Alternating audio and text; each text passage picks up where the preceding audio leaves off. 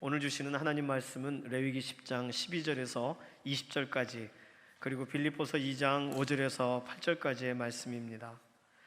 레위기 10장 12절에서 20절까지 말씀입니다.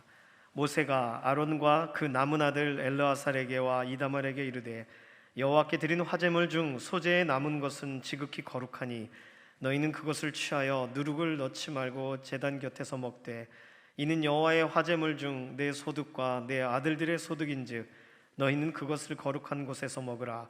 내가 명령을 받았느니라. 흔든 가슴과 들어올린 뒷다리는 너와 네 자녀가 너와 함께 정결한 곳에서 먹을지니 이는 이스라엘 자손의 화목 제물 중에서 내 소득과 내 아들들의 소득으로 주신 것임이니라. 그 들어올린 뒷다리와 흔든 가슴을 화제물의 기름과 함께 가져다가 여호와 앞에 흔들어 요제를 삼을지니 이는 여호와의 명령대로 너와 네 자손의 영원한 소득이니라. 모세가 속죄제 드린 염소를 찾은즉 이미 불살랐는지라.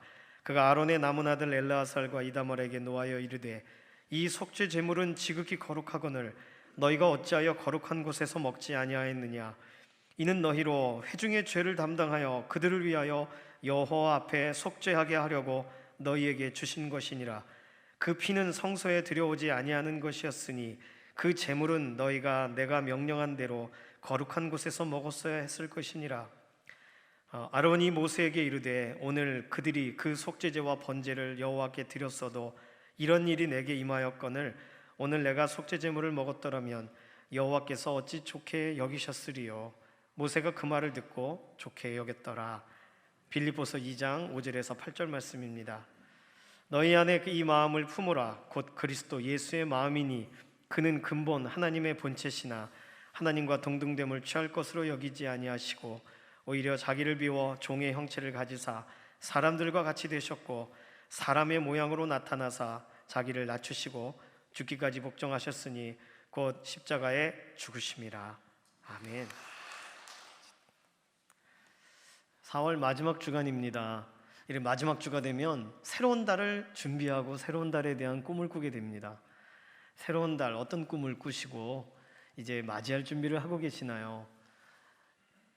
두꺼웠던 옷들을 정리하고 이제는 얇은 옷들, 좀 가벼운 옷들, 따뜻한 옷들을 정리하고 이제는 정말 한번 살짝 걸쳤다가 바로 벗을 수 있는 그런 좀 여름을 향한 옷들을 꺼내시는 시간이기도 합니다.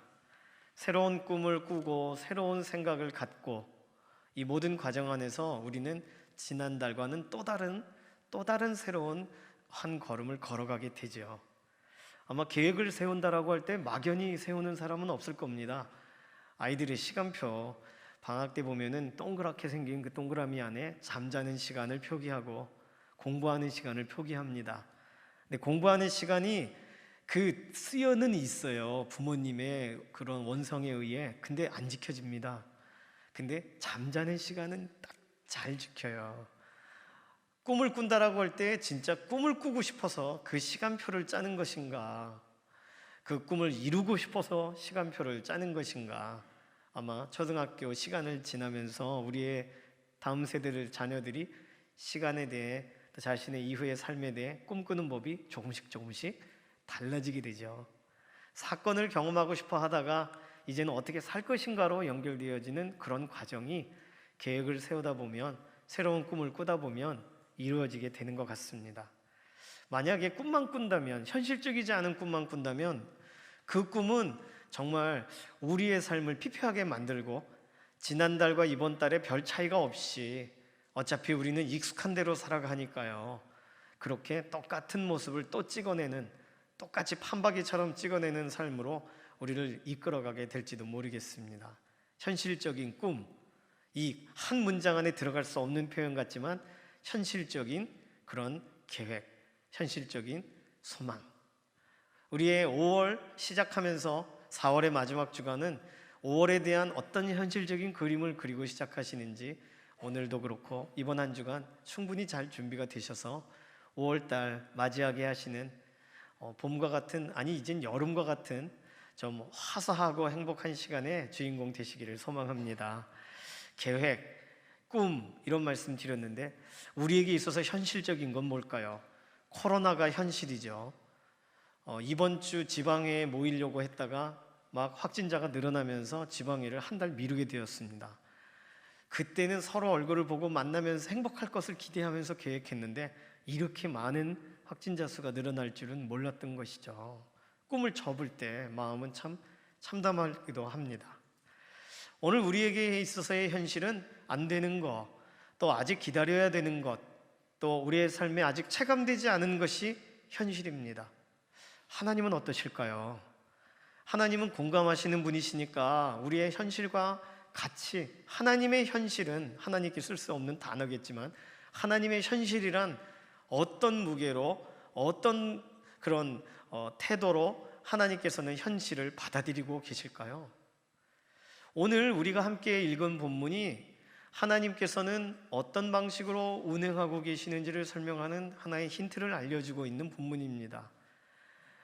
레위기 10장 1절, 2절에 아론의 두 아들 나답과 아비후가 다른 불을 하나님 앞에 들여서 하나님이 명령하시지 않은 또 다른 불로 분향하다가 그가 죽임을 당하게 됩니다. 그 이후에 그 두 아들이 떠난 그 이후의 자리는 엘르아살과 이다말이 자리를 지켜야 되고, 그 이후에 하나님께서 이제는 그래, 갑작스러운 일이 발생했구나, 애도하고 좀 지나가자, 여기서 멈추자, 이렇게 말씀하셨으면 하나님은 우리와 공감하시는 분이세요. 근데 오늘 본문에 보시면 하나님은 그 두 아들, 동생들이 뭘 해야 되는지에 대해 계속 추진력 있게 말씀하십니다. 남은 자들에게 말씀하세요. 그것이 12절이에요. 하나님이 기뻐하시는 일을 하나님께서 계속 주도적으로 가르쳐 주십니다. 뭐냐 하면 누가 떠났지만, 누가 죽었지만 이 속죄 제물을 너희가 먹으라. 이것이 13절입니다. 14절에서 15절까지는 하나님의 기준을 알려주세요. 이것은 너희의 영원한 소득이다. 지금 이런 것이 지금 엘르아살과 이다말에게 들리겠습니까? 형이 좀 전까지 그 첫 제사에 가장 잘 1등 공신과 같이 섬겼던 형님 둘이 갑자기 떠났습니다. 하나님 앞에서, 하나님께서 기뻐하시지 않는 일을 해서. 그리고는 하나님은 그대로 계속 진행하라라고 하시니 이 마음이 받아낼 수가 있는 상황이 되겠습니까? 어찌 보면은 하나님은 상당히 현실적이신 분이십니다. 우리의 현실과 차이가 있으시고 우리의 생각과 차이가 있으셔서 그렇지. 하나님께서 현실적이시라라고 하는 것은 창조하신 창조물들, 하나님이 만드신 피조 세계를 볼 때 우리는 알 수가 있습니다. 그냥 대충 만들지를 않으셨어요. 정확하게 무슨 기능을 위해, 어느 위치에, 어느 타이밍에 그것이 운영되어야 되는지, 움직여져야 되는지, 바람이 불어도 바람이 부는 이유와 목적이 정확하게 있죠. 비가 내려도 돌이 있는 위치, 이끼가 자라는 곳, 모든 것이 하나님의 질서 가운데 진행이 됩니다. 창조 관련돼서 하나님은 굉장히 현실적이시고 구체적이신 분이십니다. 섭리, 창조하시는 것을 운영하시는 과정이 섭리라고 한다면 창조물을 그대로 내버려 두시고 방치하시지 않습니다. 하나님은 하나님의 시간, 하나님의 타이밍에 놀라운 계획을 진행하세요. 우리는 알아들을 수 없지만 피조물들은 반응할 기회를 얻을 뿐 하나님의 전반적인 경륜이라고 말하죠. 경륜에 우리는 압도되고 어떤 때는 쓰임받으며 하나님이 일하고 계시는구나 느끼게 됩니다. 경륜이라는 말 자체가 에베소서에서 우리가 확인했던 것처럼 이코노미예요. 경제적인 계획이에요. 경제적이라고 하면 우리는 이윤과 연관돼서 생각하지만 하나님은 여러 가지 입체적인 그림으로 경륜을 오늘도 진행하고 계십니다. 부족한 자에게는 공급될 기회를, 또 넉넉한 자에게는 나눌 기회를, 이 모든 것들을 정말 잘 운영할 운영자에게는 운영할 수 있는 기회를, 이걸 동시에 주시죠. 각각 느끼는 게 다른데 같은 사건을 다르게 느끼게 하나님께서는 모든 것에 이런 경륜을 진행하고 계십니다. 그러니 하나님은 어찌 보면 모든 시간과 공간과 상황 가운데 가장 현실적인 대안을 가지고 계신 분이세요. 오늘 우리가 생각할 때의 현실은 이 나답과 아비후 동생들이 가졌던 것 같은 마음, 갑자기 두 아들을 잃어버린 아론이 느꼈던 것 같은 참담함이 현실이죠. 그러니 사람에게 있어서의 현실은 한계가 현실입니다. 실망과 낙담이 현실입니다. 아직 고통스러운 현장이 현실이에요. 그런데 하나님께서 보실 때에는 현실이라고 할 때는 하나님이 결국은 이루어지게 하실 그 일까지 가게 하는 것이 현실이에요. 네, 확진자가 또 난 것으로 급하신 건 전화 받으셔도 돼요. 예. 하나님께 있어서의 현실은 오늘 우리가 눈물을 흘리고 영원히 오늘 절망할 이 감정을 갖고 난 어떻게 살아갈 것인가 고민할 때 하나님이 보시는 것은 넌 내일 아침에 다시 일어설 수 있다. 내가 눈물을 닦아주고 다시 시작할 기회를 줄 것이다가 하나님의 현실이세요. 우리는 오늘은 절대로 하나님의 내일, 모레에 대한 계획을 알 수 없으니까 우리에게 있어서의 실제와 현실은 낭망하는 것이죠. 어찌 보면 매몰차 보이기도 하지만 하나님은 그 다음의 스텝을 계시하시고 말씀하십니다. 그것이 진행되어져야 돼요. 나답과 아비후의 사건 이후에 결국은 이들이 제사장 역할을 해야 되거든요. 그렇다면 이런 사건을 맞이하면 제사를 멈추고 오늘 하루는 제사를 멈춘다가 아니라 백성들의 죄의 문제와 백성들의 감사의 향연과 이 모든 것을 수종들어서 섬겨야 될 제사장, 통로되어 섬겨야 될 제사장의 역할은 구비되어 있어야 되지 않겠습니까? 감정과 상관없이. 그런데 오늘 아론도 그 아들들도 그렇지 못합니다. 아론은 지금 아들들에 대하여 아들들이 떠난 이 상황에 그 음식을 먹으라고요? 그 속죄 제물, 그 제사장 몫으로 있는 가슴 부위와 넓적다리 부위를 그걸 먹었어야 된다고요? 아이고, 아닙니다. 어찌 먹으리요? 오늘 이렇게 속죄제와 번제를 드렸었는데도 이 사건이 났는데 어떻게 우리가 음식을 먹으리요? 겸손하게 말하고 있습니다. 하나님 앞에 제가 아이고 이 죄스러운 상황에 어떻게 그걸 합니까?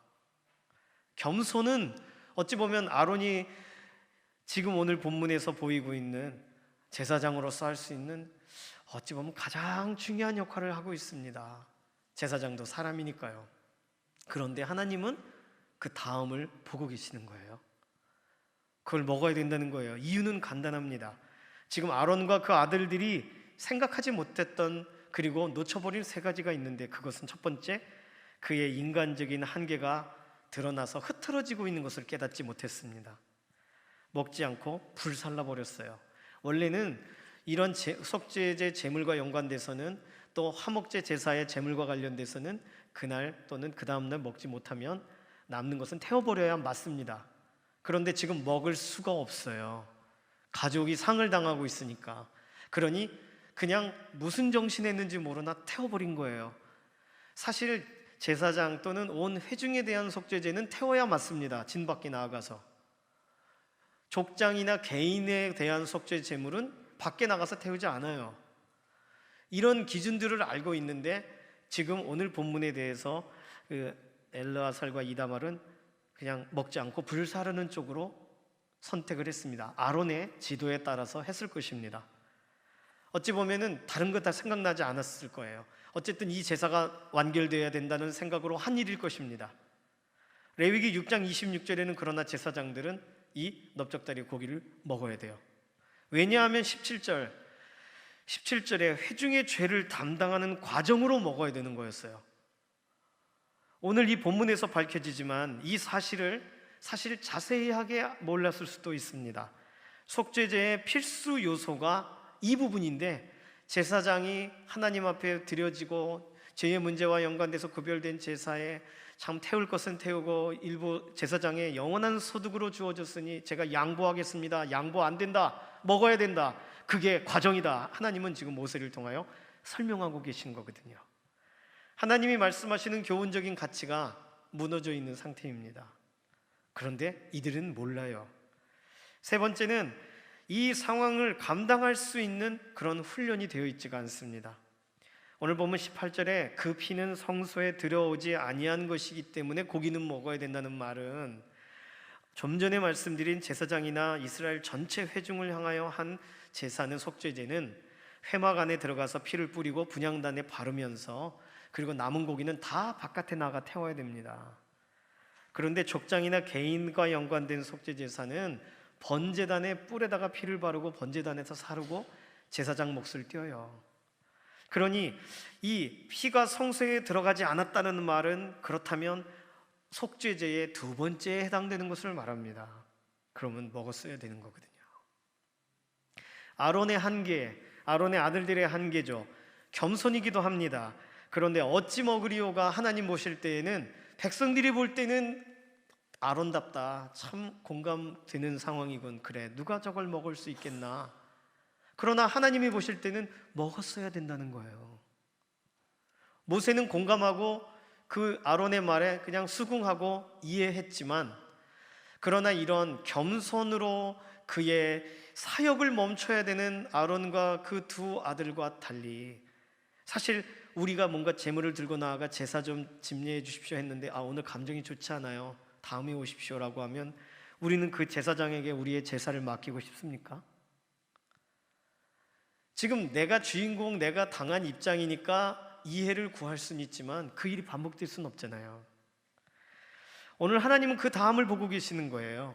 아론과 그 아들들이 여전히 그러함에도 불구하고 하나님의 명령에 따라 해야 될 제사의 집례에 대한 그 기준과 방향성을, 왜냐하면 레위기 10장 10절에는 정결과 부정한 것, 거룩과 세속적인 것을 분별해 주는 역할을 제사장이 해야 되거든요. 그런데 제사장이 제사장의 감정에 휘둘려서 지금 하나님이 하라고 하신 일을 놓아버린 것과 같습니다. 현실적인 것이 지금 절망이고 슬픔이에요. 그러니 그 현실이 하나님께 올려드리는 제사에 하나님이 정하신 기준에 그 규례와 법도가 있음에도 맞닿지를 못하고 있습니다. 우리의 현실을 아세요. 그러나 하나님이 보고 계시는 내일 모레 계속 이어져 나가야 될 제사의 전반적인 흐름에는 지금 도달하지 못한 제사장답지 않은 행동을 한 것이 됩니다. 오늘 이런 제사장 앞에 우리는, 그럼 우리가 최선을 다해도 통로가 온전하지 않을 때 하나님 앞에 나아가는 것에 제약을 갖게 되지 않습니까? 이 문제는 어떻게 해결할까요?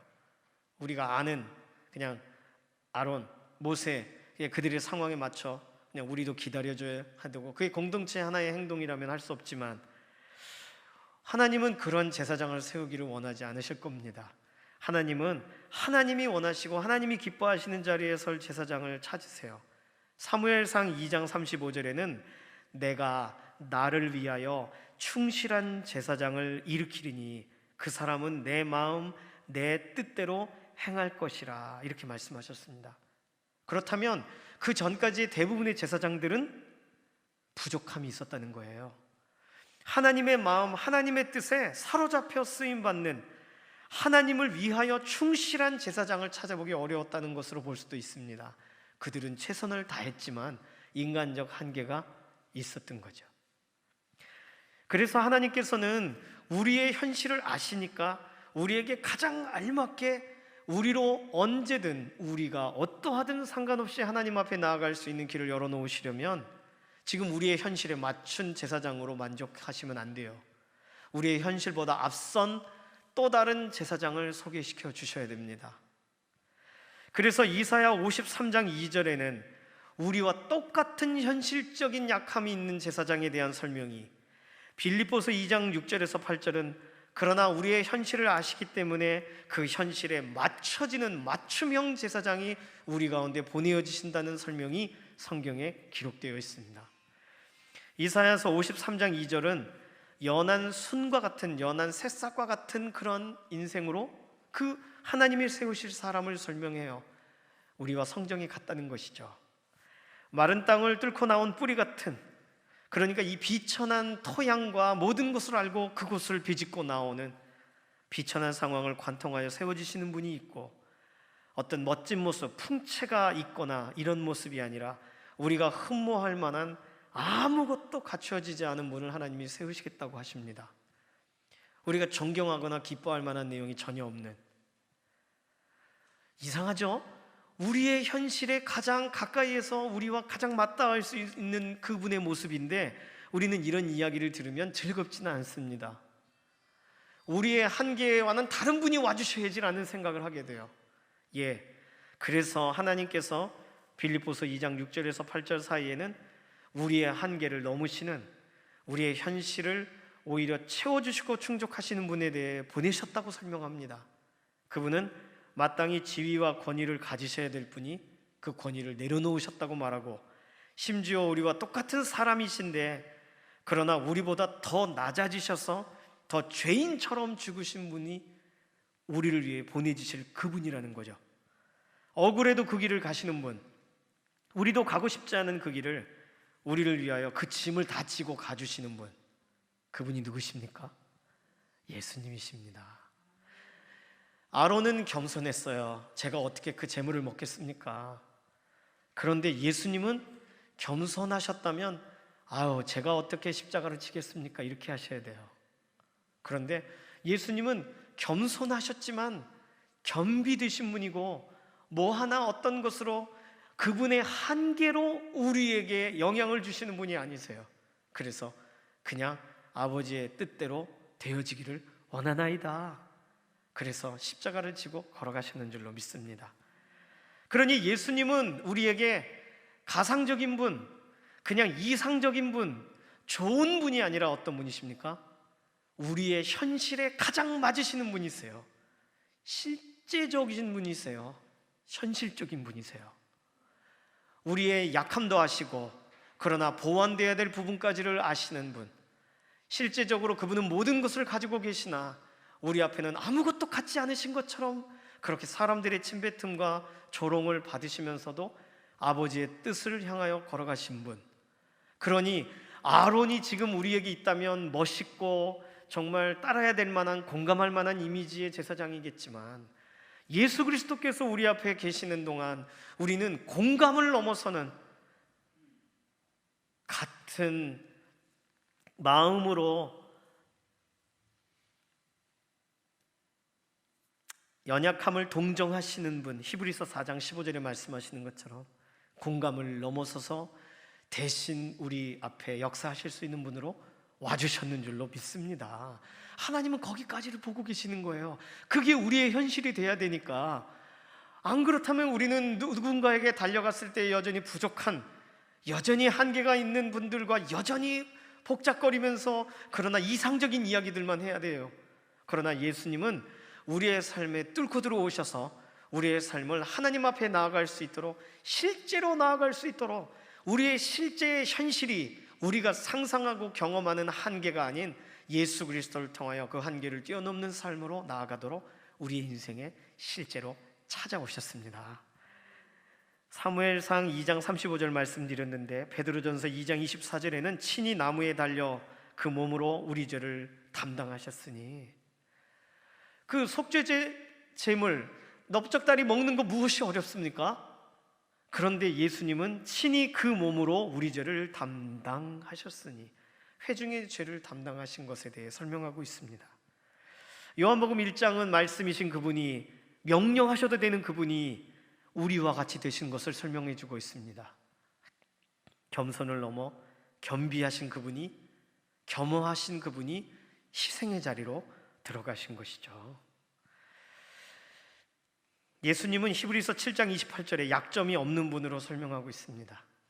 히브리서 7장 24절에는 그분은 직분이 갈리지 않으시는데 이유는 영원히 우리 앞에 계시기 때문이에요. 항상 제사장으로 서 계시기 때문입니다. 히브리서 2장 17절에 백성의 죄를 속량하시는 하나님의 일에 자비하고 신실하신 대제사장으로 우리에게 오셨다고 했습니다. 지금 만약에 아시는 분, 친근하신 분이 제사장으로 있습니다. 그 제사장, 그래서 아는 분 통해 정말 큰 위로를 얻기도 하고 또 여러 가지 많은 부분에서 힘을 얻었다고 생각해 보십시오. 그래서 그분이 여기 있는데 그분을 선택하시겠어요? 아니면 예수님을 향하여 나가시겠습니까? 사람은 한계가 있습니다. 사람은 아무리 잘 준비하고 잘 해도 실수할 수도 있고 넘어질 수도 있어요. 감정에 휘둘릴 수도 있어요. 근데 예수님은 그 모든 우리의 한계를 넘어서서 가장 현실적으로 하나님께서 이루시기 원하시는 그 목표를 향해 우리의 삶을 일으키시는 분이신 줄로 믿습니다. 그렇다면 오늘 우리가 이 본문을, 아론의 그 이야기를 보고 어떤 한계가 있고 부족함이 있고 우리가 이해할 만하지만 우리가 따라갈 수는 없는 제사장의 모습을 오늘 예수님과 비교해서 볼 때, 예수님이 우리에게 정말 완벽하게 우리의 흠과 그 모든 걸 다 녹여버리실 만큼, 끌어안으실 만큼 완전하게 오신 예수님이 우리의 대제사장으로 계시는데, 그럼 이제 우리는 어떻게 살아야 될까요? 그분을 어떻게 대해야 될까요? 그분을 현실적으로 대면하는 일이 우리의 삶 가운데 있어야 하는 줄로 믿습니다. 부활 이후에 제자들은 예수님 부활하신 다음 그 모습을 실제로 대면했어요. 대면하고 나니까 다른 사람들에게 예수님 살아나셨다는 말을 안 할 수가 없어요. 그거 안 하면 그거는 정상이 아닌 거예요. 예수님 만났으니까. 예수님 살아서 역사하시고 도마는 못 믿겠었는데 손 넣어봐라. 더 이상 넣어볼 힘이 없어요. 내가 뭘 원하고 뭘 의심했는지도 정확하게 아시는데, 오늘 우리의 삶에 예수님께서 그렇게 찾아와 주셨고 우리로 하여금 믿어지게 해주셨고 예수님의 이름을 의지하고 기도할 수 있게 길을 열어주셨습니다. 그러면 나는 그 예수님을 현실적으로 대면하고 있습니까? 예수님을 실제적으로 따르고 있습니까? 예수님을 나의 삶의 모든 상황 가운데 인정하고 있습니까? 예수님하고 시장을 같이 가신다고 생각해 보실까요? 그러면 시장에 딱 가서 물고기를 볼 때 이 물고기 싸게 주세요, 이 말을 하실 수 있겠어요? 예수님, 돈을 더 주고 살까요? 이렇게 말하시지 않겠어요? 예수님이 옆에 계시는데. 누군가한테 무언가를 가르칠 때 너 이것도 모르니? 라는 말을 하려고 할 때 예수님, 이때는 제가 어떻게 말해야 될까요? 예수님 직접 말해 주시지 않겠어요? 교사 선생님이라면, 예수님과 동행하는 교사라면 그렇게 그러한 예수님께 묻고 예수님께 질문하는 자리가 조금씩 더 확장되어 나아가지 않겠습니까? 누군가와의 상담을 끝내고 나가면서 예수님, 제가 말에 실수를 했어요. 예수님 다 보고 계셨죠? 다음엔 어떻게 해야 될까요? 제가 말하지 않고 예수님께 도움을 구할게요. 예수님을 실제로 생각하는 사람, 예수님을 실제적으로 대면하는 사람. 왜요? 우리의 이러한 비어있는 공간들, 우리가 무엇이든지 채울 수 있다고 생각하는 그 공간을 하나님께서 예수 그리스도로 완전히 채우셨습니다. 그렇지 않다면 우리는 하나님께 가는 또 다른 길을 찾고 구하고 땅을 파고 다양한 방식들을 통해 하나님께 어떻게 하면 나아갈 수 있을까? 빌면 나아갈 수 있는가? 어디다 뭘 걸면, 뭘 사면 나아갈 수 있는가? 이런 걸 생각하지 않겠습니까? 예수님을 통해 예수 그리스도의 이름으로 그 보혈을 의지하여 하나님께 나아가는 길을 이제는 알고 그걸 체감하고 기도하면 된다는 거 다 아는데 실제로 예수님을 그렇게 대면하고 있습니까? 어거스틴이 어느 날 기도하다가 잠이 들었습니다. 꿈속에서 예수님이 나타나셨어요. 꿈에 예수님께서 어거스틴에게 질문을 하십니다. 얘야, 넌 나에게 뭘 원하느냐? 어거스틴이 아무것도 원하지 않습니다. 그냥 예수님만을 원합니다. 그렇게 말했대요. 어떤 유명한 백작이 자기 집안의 좋은 배경과 화려한 귀족 신분의 신분을 다 내려놓고, 자신의 출신을 다 내려놓고 복음을 전하는 것을 위해 헌신하겠다고 집에서 맨발로 뛰쳐나가고 있었습니다. 집안의 사람들이 물었어요. 도대체 뭘 위해서 그런 행동을 하는 거야? 너의 꿈이 뭐야? 너의 야망이 뭐야? 그가 대답합니다. 나의 야망은 다만 하나, 오직 예수 그리스도 뿐입니다. 예수 그리스도께 사로잡히는 것뿐입니다. 이것이 기도 공동체를 일으켰던 진젠도르프 백작이 그런 헌신으로 그의 삶을 시작하였다고 합니다. 빅토리아 여왕은 신앙심이 깊어서 가끔씩 마을에 나아가서 서민들하고 대화하거나 이야기하고, 특히 이런 예수님 믿는 사람들과 대화하는 부분에 신앙적인 대화를 편안하게 느꼈다고 합니다. 어느 날 한 집에를 찾아갔어요. 평소에 잘 알고 있었던 그런 아주머니와 대화를 합니다. 그런데 여왕님이 갑작스럽게 질문을 하고 싶어졌어요. 지금까지 당신을 찾아준 손님 중에 가장 귀한 손님은 누구십니까? 여왕님은 자신이 귀한 손님이란 말을 듣고 싶어서가 아니었어요. 예수님 얘기하고 우리 집안 정말 하나님 앞에 어떻게 변화되는지 이런 얘기를 나누다 보니 그럼 예수님이 가장 귀한 손님이란 말을 지금 이분에게 듣고 싶은 거예요. 그 여인이 대답합니다. 두말할 것도 없이 여왕님이시죠. 제 생애 최고의 손님은 여왕님이십니다. 그러자 여왕님은 실망하면서 예수님이 당신에게 찾아오신 최고의 손님이 아니신가요? 저는 그 답을 듣고 싶었는데요. 그러자 그 여인이 방긋 웃으면서 이렇게 답했다고 그럽니다. 예수님은 손님이 아니십니다. 예수님은 제 주인이시죠. 그분은 처음부터 계신 분이십니다. 저는 그분을 위해 존재하고 있는 거고요. 이 말을 듣고 그 여왕님은 너무 기뻐서 그분하고 막 더 대화를 나누고 행복한 저녁의 시간이 되었다고 합니다.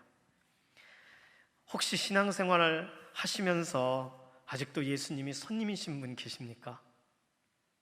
손님은 들어오라고 할 때까지 신발장 앞에 서 있잖아요. 어떤 선물을 들고 왔느냐와 상관없이 내가 거절할 수 있고 내가 돌려보낼 수 있다라고 우리는 생각할 때가 있지 않습니까? 예수님을 손님으로 대한다면 우리는 우리의 태도가 매번 그렇게 우리의 감정에 따라 흔들릴 것입니다. 그런데 예수님이 내 집 안에 먼저 들어와 주셨고 예수님이 주인이시고 예수님 때문에 나의 삶이 시작되었다라고 그렇게 믿어지는 사람은 그 아주머니, 그 여인처럼 말할 수밖에 없을 겁니다. 오늘 예수님은 우리의 부족한 모든 것들을 다 아시고 그 모든 것을 다 가능하게 하시기 위하여 하나님 앞에 나아가는 길이 되어 주시기 위하여 우리에게 와주셨습니다. 그러면 와주시고 이 사실을 기억나게 하시려고 성령님을 보내시고, 그럼 우리는 예수님을 어떻게 이제는 대면해야 될까요? 가끔 연락드리는 과정이, 가끔 문자 드리는 그런 관계가 아니라 예수님과 찾아오신 예수님이 아닌 주인이신 예수님과의 끊임없는 정말 불붙는 관계가 행복한, 주님 나와 동행을 하면서 나를 친구 삼으셨네, 우리 서로 나는 그 기쁨을 알 사람이 있을까? 이런 노래가 우리의 신앙 고백과 같은 노래가 돼야 하는 줄로 믿습니다. 오늘 나는 예수님을 만났어요. 그러면 우리 가족들 가운데 혹시 예수님을 아직 그냥 교훈적인 인물, 어떤 한때의 정말 위대한 사상가로 생각하고 있다면 어떻게 이 함께 살면서 이 생각에 이 간극을 해결할 수 있을까요? 이 간격을 어떻게 하면 줄일 수가 있을까요? 예수님께서 각 사람들을 대면하시도록, 우리의 가족, 우리의 자녀들을 대면하시도록 우리가 계속 예수님께 말씀드려야 되지 않겠습니까? 너 예수님께 좀 나가, 이렇게 말한다고 나갈 수 있는 사람이 없지 않습니까? 예수님 좀 만나 주십시오. 찾아가 주십시오. 그 아이 그 문제로 고생하고 있어요. 문 열고 괜찮아 라고 찾아가 주세요. 위로해 주세요. 우리가 할 수 있는 기도는, 내가 예수님을 실제적으로 받아들이고 있는 그 사람의 기도는 예수님을 실제로 자녀에게 보내드리고 자녀의 삶에 대해 알아드리고 자녀의 삶의 주인 되심을 인정해드리는 삶이 되는 줄로 믿습니다. 우리의 가족, 우리의 자녀들, 이제 5월 하면 가정의 달이잖아요. 그럼 가정의 달에 우리가 생각하는 건 오로지 하나입니다. 가정 안에 어떤 교제가 더 깊어져야 될까? 우리 가족끼리 떨어져 있다가 오래 만나도 얼마나 더 행복해질 수 있는, 그 어릴 때 그 꼬물꼬물하던 그 아이들의 그런 부모와의 그런 관계 같은 아름다운 그림을 생각하지 않습니까? 그런데 예수님 만난 다음에는 그 그림이 달라졌어요. 예수님이 그 안에 함께 계시는 그림을 우리는 언제나 그리죠. 그렇다면 예수님은 예수님에 대한 얘기를 하기 전에 일단 가족끼리 화합하고 가족끼리 더 행복해진 다음에 그때 예수님 찾아오시면 안 될까요? 왜냐하면 파토나기 싫습니다. 이런 것이 우리의 기도 제목이라면 예수님은 실제로 생각하고 있지 않는 거예요. 예수님이 나의 삶에 찾아오시고 내 문제를 해결해 주신 분 그 이상을 생각하고 있지를 않는 겁니다. 예수님이 나의 주인이시면 주인님이 원하는 대로 모든 것이 진행되어야 되죠. 오늘 하나님 앞에 나아가게 하시는 가장 현실적인 길을 열어놓으신 예수님, 그러면 내가 만난 그 예수님을 오늘 우리가 말하고 증거하는 예수님 찾아가 주십시오. 그의 삶의 문제에 가까이 손을 대 주십시오. 예수님께서 만져만 주시면 그 아이가 녹아질 겁니다.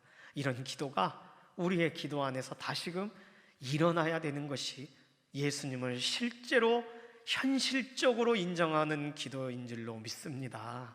오늘 이 시간 같이 좀 기도하기를 원합니다. 우리가 그분을 더 깊이 생각해야 될 일에 대해 히브리서 3장 1절은 말해주고 있어요. 빌립보서 2장 10절은 그에게 무릎 꿇으라고 말하고 있습니다. 히브리서 4장 15절은 그를 의지하라고 말해요. 로마서 10장 9절은 그를 시인하라. 히브리서 8장 1절은 그분이 계심을 잊지 말라. 이거 다 실제적인 명령 아니겠습니까? 가상적인 이야기가 아닙니다. 예수님 우리와 함께 하시는 줄로 믿습니다. 예수님께서 나의 삶에 찾아오신 것 인정하고 감사에 고백하듯 우리의 가족들도 그렇게 세워지고 회복되는 것을 기대하면서 맡기는 기도로 예수 그리스도께서 우리의 삶을 주관하시고 마음껏 붙들어 주시고 예수 그리스도로 하나 되어지는 자리가 되게 해달라고 가족을 위해서 이 시간에 좀 맡기는 기도, 5월을 생각하면서 하나님을 사모하고 역사하실 예수 그리스도의 생명 같은 그 역사를 기대하면서 이 시간 주여 한번 부르짖고 통성으로 기도하겠습니다. 주여